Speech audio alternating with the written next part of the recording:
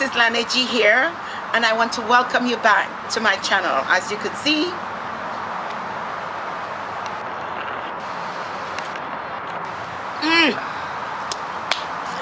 let's see what happened this past week. Someone celebrated a birthday. Happy birthday to me. As you can see, I'm still drinking. How is everyone? Having a birthday made me wonder though if dating is a myth, because the most I got from the prospective man in my life was a happy birthday text. A text? Really? A text? Help me, ladies.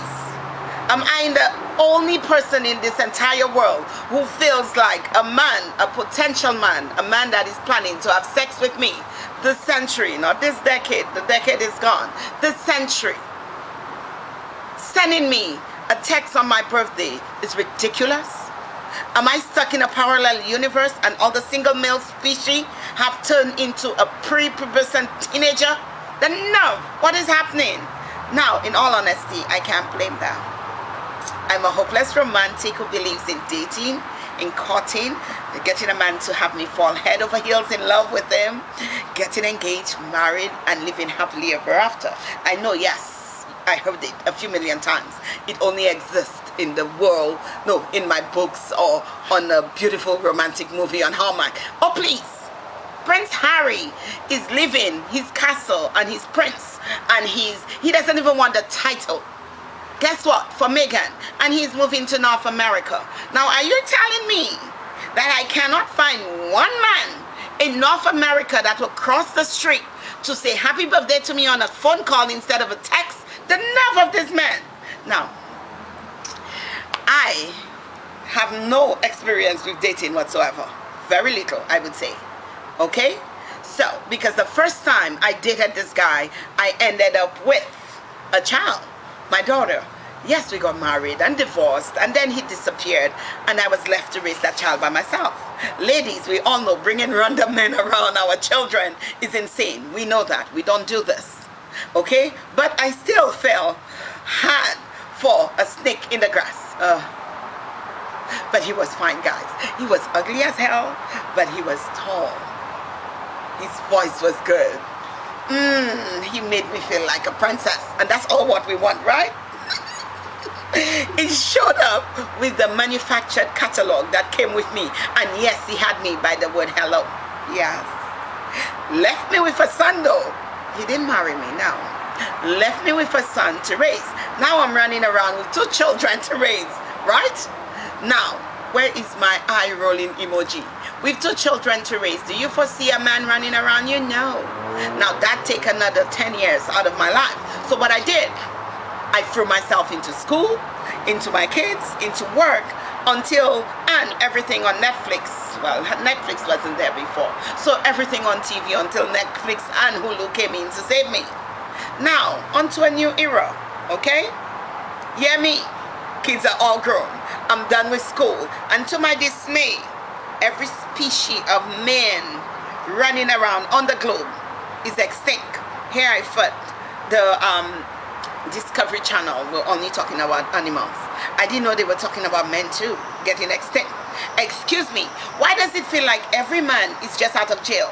Was there a free Viagra addiction epidemic that I missed while watching Netflix and Hulu?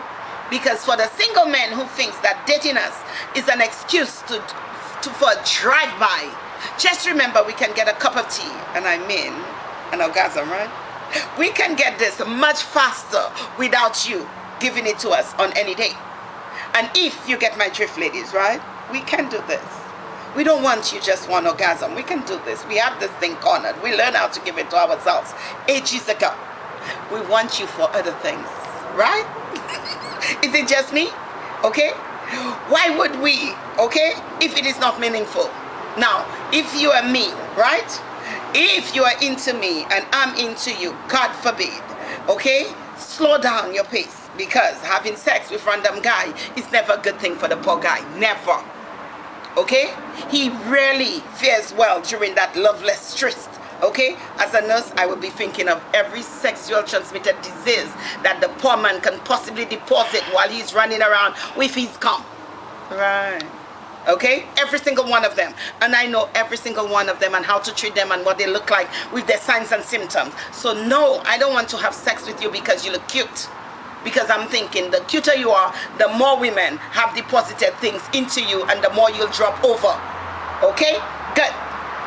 Now ladies, are we not critical?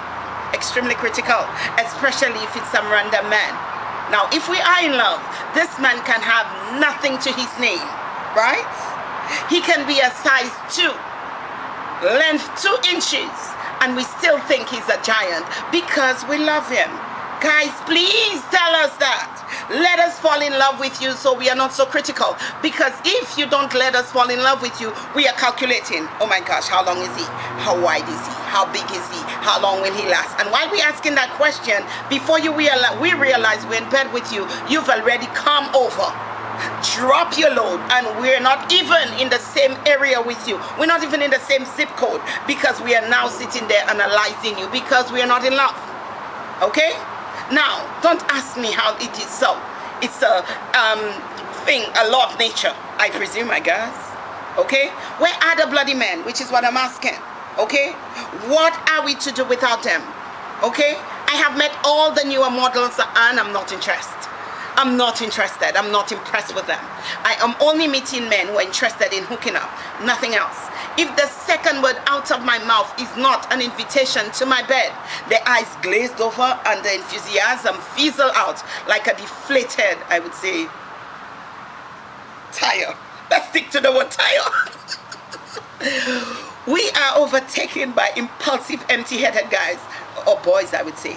Oh, please, Trump is the president, okay? So much to talk about, so much current events, racial disparities, climate change, social injustices. Oh, please, I keep up with everything. I may not keep up with the Kardashians, but I keep up with everything else. And I love a meaningful conversation.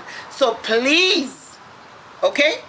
I have been at my house for 2 decades. What makes them think that I want to go back inside of the house that I just got out of? I'm finally dressed. My eyebrows, as you could see, is beautifully done. My body, right, is all tight. A cute dress on, and I want to be outside, have dinner, see a movie, a walk on the beach, a cruise. Oh, I love a cruise, and a cruise does turn me on. A cruise. And then I want to see the world, okay? Then, after you've done all of this, with the right conversation, eventually I'll think of taking off my clothes, clawing your skin out, body aching the following day, my garden on fire, head to toe erotic conversation, right? Do you guys agree, or have I walked too far off the edge of the earth, or watched too many romantic movies and read too many romantic novels? Is your experience any different from me, guys? Is it any different? Please tell me in the comments below, because God forbid, I think I'm the only person meeting this man.